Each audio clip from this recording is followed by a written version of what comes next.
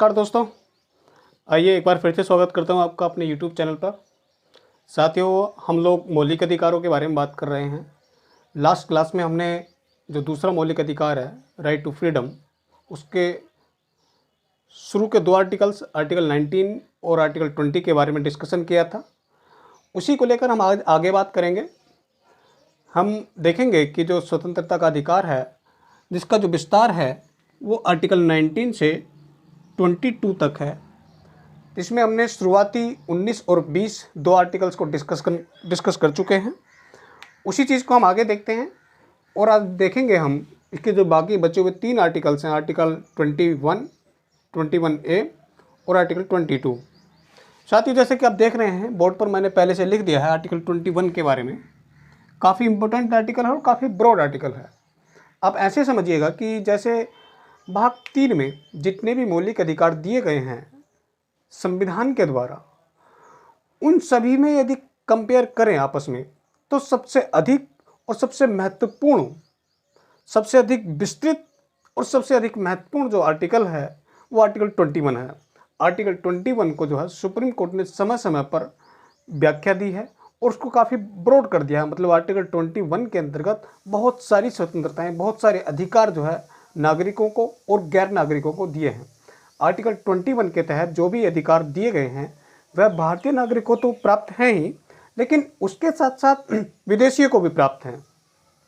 ठीक है, तो ऐसे आर्टिकल्स इसके तहत जो है बहुत सारे अधिकार दिए गए हैं, जिसको सुप्रीम कोर्ट ने समय समय पर अपनी व्याख्या दी है। उसमें से कुछ इंपॉर्टेंट जो भी अधिकार हैं वो मैंने बोर्ड पे पहले से लिख दिए हैं। जैसे कि देखते हैं, आर्टिकल 21 बताता है प्राण एवं दैहिक स्वतंत्रता। ये काफ़ी इंपॉर्टेंट और काफ़ी विस्तृत है। इसमें देखिए सबसे पहला है, ये मैंने कुछ इंपॉर्टेंट 11 जो मौलिक अधिकार हैं जो कि सुप्रीम कोर्ट ने समय समय पर अपनी व्याख्या दी है और उन सभी को इसमें शामिल किया है आर्टिकल 21 में। देखिए सबसे पहला क्या है, गरिमापूर्ण जीवन जीने का अधिकार। इसमें जो है पहले क्या था कि जीवन जीने का अधिकार था, लेकिन सुप्रीम कोर्ट ने इसको व्याख्या दी और बताया कि इसके तहत सिर्फ जीवन जीने का अधिकार नहीं है व्यक्ति के पास, उसको एक गरिमापूर्ण जीवन जीने का अधिकार है। अर्थात एक गरिमापूर्ण जीवन जीने के लिए जो मूलभूत चीज़ें चाहिए वह सभी इसमें शामिल की गई। जैसे कि स्वच्छ वातावरण है, एक स्वच्छ वातावरण के बिना एक गरिमापूर्ण जीवन की जो परिकल्पना है वो पूरी नहीं होती।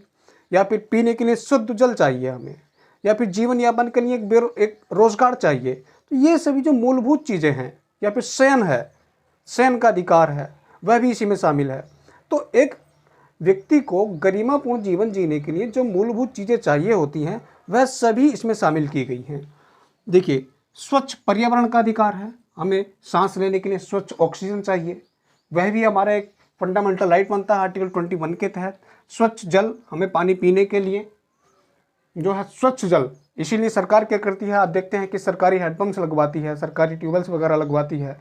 ये जो है सरकार के द्वारा एक प्रयास होता है आर्टिकल 21 के तहत जो भी राइट्स दिए गए हैं नागरिकों को या फिर गैर नागरिकों को, उनको पूरा फुलफिल किया जा सके, उनकी जो रिक्वायरमेंट्स हैं उन सभी को पूरा किया जा सके। और इसमें क्या है, स्वच्छ स्वास्थ्य का अधिकार। स्वास्थ्य के अधिकार के अंतर्गत क्या आता है कि आप यदि किसी बीमारी से पीड़ित हैं तो आपको स्वास्थ्य सेवाएं उपलब्ध हों, चिकित्सा सेवाएं उपलब्ध हों। उसके लिए क्या करती है सरकारें, क्या करती हैं कि राज्य यहाँ पर सरकारी जो गवर्नमेंट हॉस्पिटल्स है उनको खुलवाती है, उनके तहत काम करती है और न्यूनतम शुल्क के आधार पर वह सभी सुविधाएं, चिकित्सा सुविधाएं उपलब्ध करवाती है। ठीक है, निःशुल्क कानूनी सहायता का अधिकार।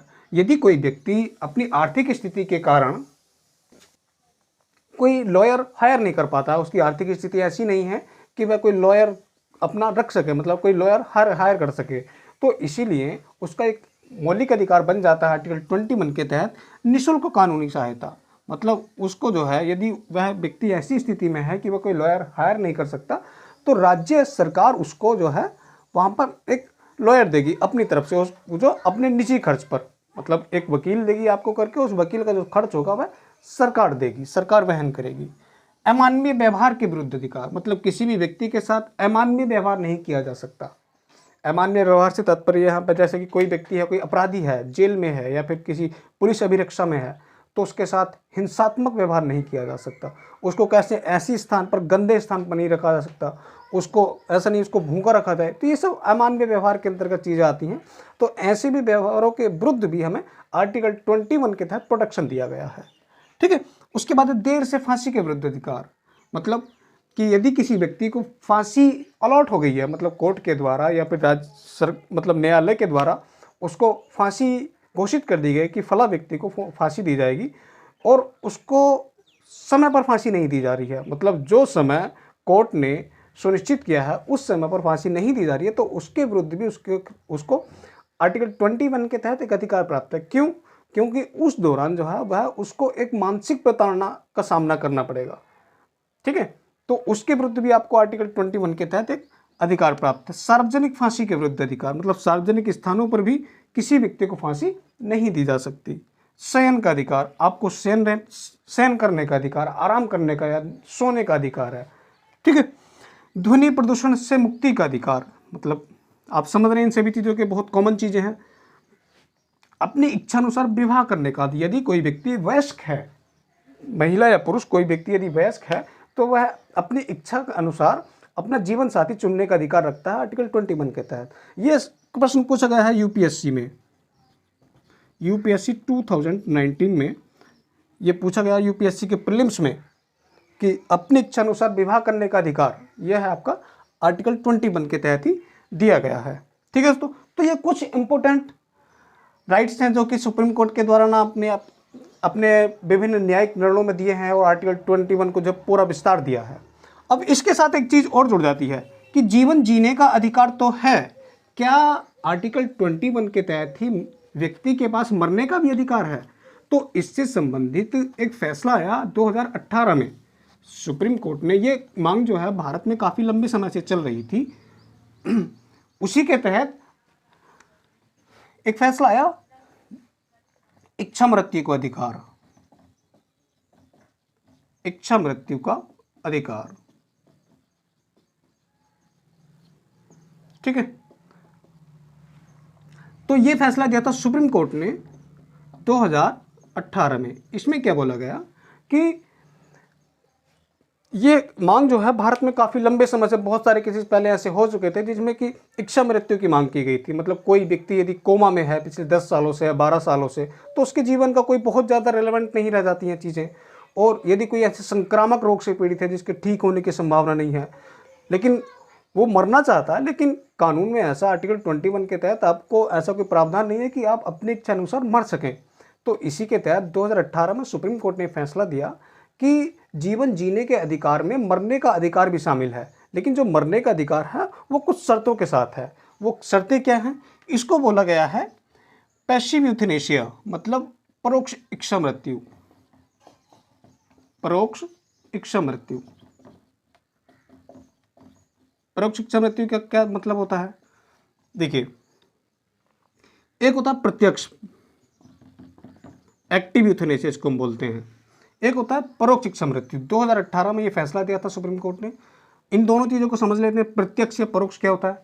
देखिए, प्रत्यक्ष इच्छा मृत्यु ऐसी कंडीशन होती है जब कोई व्यक्ति अपने दैनिक कार्य आराम से सुविधापूर्वक कर रहा हो और उस स्थिति में यदि वह इच्छा की मांग करता, अपनी मतलब मृत्यु की मांग करता है, तो उसको जो है मृत्यु नहीं दी जा सकती। लेकिन परोक्ष इच्छा मृत्यु क्या होती है? परोक्ष जिसको बोलते हैं पैसिव यूथेनेशिया। ठीक है, आप इसको ऐसे देखिएगा, पैसिव यूथेनेशिया।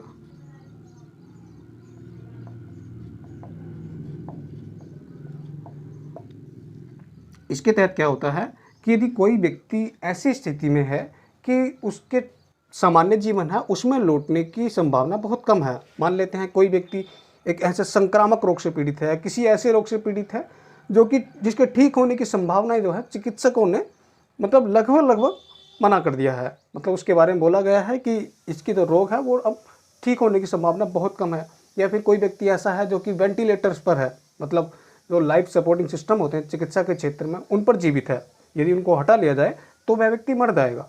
तो ऐसी स्थिति में यदि कोई व्यक्ति जीवन जी रहा है तो उसको जो है इच्छा मृत्यु अलॉट की जा सकती है। ये फैसला दिया था सुप्रीम कोर्ट ने। इसको बोला गया है पैसिव यूथेनेशिया। एक्टिव यूथेनेशिया क्या होती है? मतलब जब आदमी साधारण जीवन जी रहा है, अपना दैनिक कार्य कर रहा है बहुत नॉर्मली, उस स्थिति में उसको इच्छा मृत्यु नहीं दी जा सकती। लेकिन यदि कोई व्यक्ति ऐसी स्थिति में है, किसी रोग से पीड़ित है जिसके ठीक होने की संभावना नहीं है और चिकित्सकों ने ऐसा बोल दिया है, या फिर वह वेंटिलेटर्स पर है, उस स्थिति में है कि यदि मतलब कि लाइफ सपोर्टिंग सिस्टम जो होते हैं उन पर जी रहा है, उनको हटा लिया जाए तो व्यक्ति मर जाएगा, तो उनको हटा लिया जाता है। सिर्फ उसमें जो है मतलब जो डॉक्टर्स होते हैं जिनके अंदर जो उस व्यक्ति का पर्टिकुलर किसी भी व्यक्ति का ट्रीटमेंट चल रहा होता है, तो वो डॉक्टर उसको पहले वेरीफाई करते हैं। ठीक है, तो जीवन जीने के अधिकार में इच्छा मृत्यु का भी अधिकार है, लेकिन इच्छा मृत्यु कैसी है? परोक्ष इच्छा मृत्यु है, प्रत्यक्ष इच्छा मृत्यु नहीं है, एक्टिव यूथेनेशिया नहीं है, पैसिव यूथेनेशिया है। ये भारत में ऐतिहासिक फैसला दिया गया 2018 में। ये क्वेश्चन कई बार बनता है, बहुत ज़्यादा इंपॉर्टेंट फैक्ट है। तो ये आर्टिकल 21 था, काफ़ी ब्रॉड आर्टिकल है ये, इसको आप अच्छे से देख लीजिएगा, समझ लीजिएगा। और इसके बाद भी यदि आपका कोई डाउट है इससे संबंधित तो आप मुझे बताएं कमेंट बॉक्स में, मैं उसको और भी एक्सप्लेन कर दूंगा। ठीक है, उसके बाद देखते हैं हम आर्टिकल 21 ए। देखिए, मूल संविधान में ये आर्टिकल नहीं था। आर्टिकल 21 ए ये क्या है? राइट टू एजुकेशन, शिक्षा का अधिकार।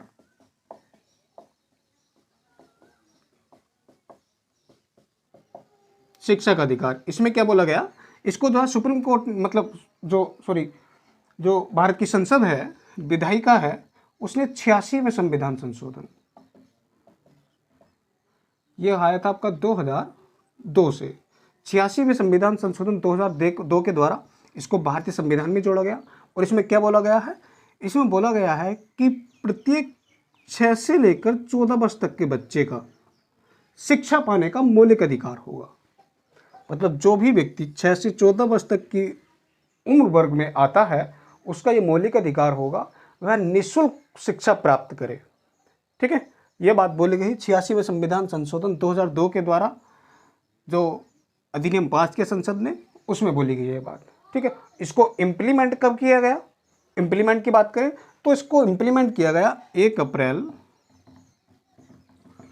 2010 से। ठीक है, इससे 1 अप्रैल 2010 से इसको लागू कर दिया गया। ये आर्टिकल 21 है, 6 से 14 वर्ष तक के बच्चों के लिए शिक्षा पाने का अधिकार। ठीक है, उसके बाद देखते हैं हम आर्टिकल 22।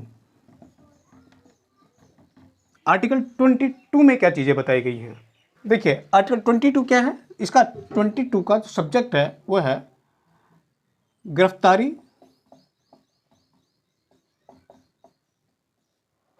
एवं निरोध से संरक्षण।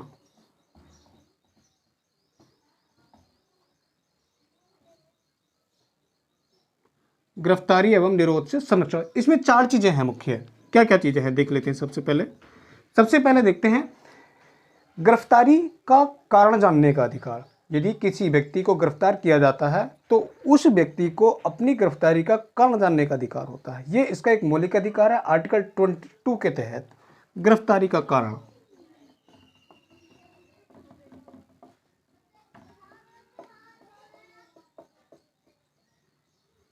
जानने का अधिकार। ठीक है, पहला इसमें गिरफ्तारी का कारण जानने का अधिकार। दूसरा क्या है? दूसरा है अपनी इच्छा अनुसार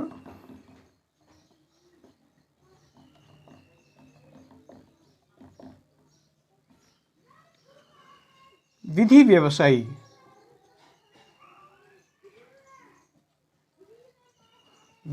का मतलब आप समझते हैं, जो कि वकील होते हैं, यहां पर ब्रैकेट में लिख लीजिएगा। विधि व्यवसायी से परामर्श करने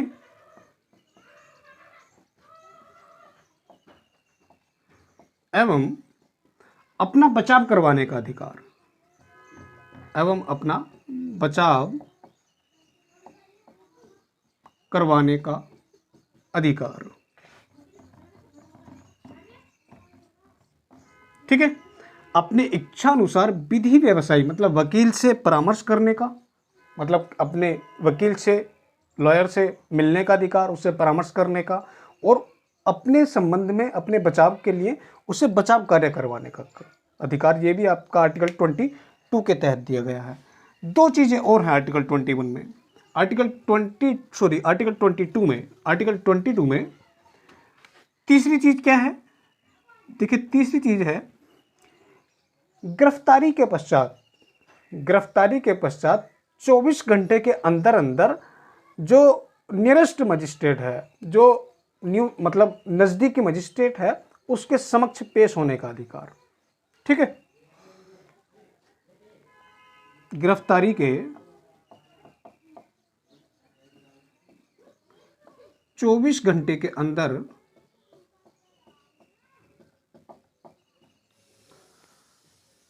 मजिस्ट्रेट के समक्ष पेश होने का अधिकार।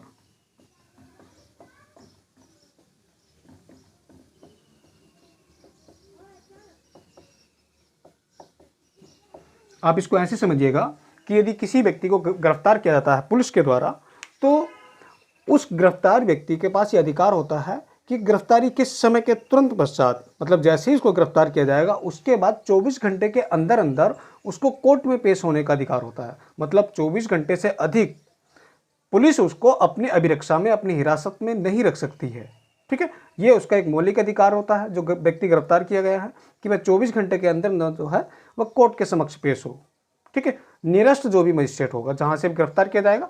लेकिन इसमें यात्रा का समय, अब किसी स्थान से किसी व्यक्ति को शामिल किया गया और मजिस्ट्रेट जो है, नज़दीकी न्यायालय जो है, उसके बीच की जो दूरी है और उसमें जो यात्रा का समय लगेगा वह समय इसमें काउंट नहीं होगा।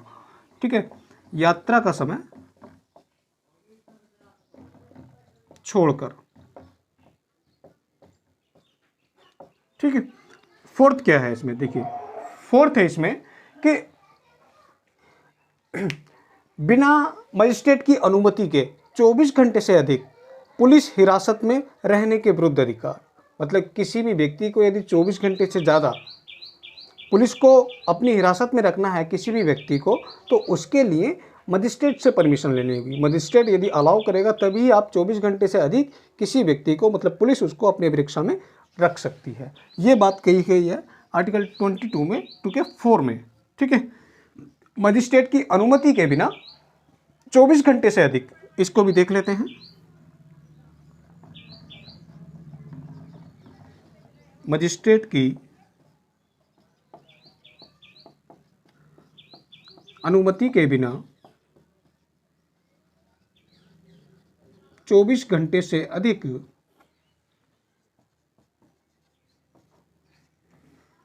पुलिस अभिरक्षा या पुलिस हिरासत में रखे जाने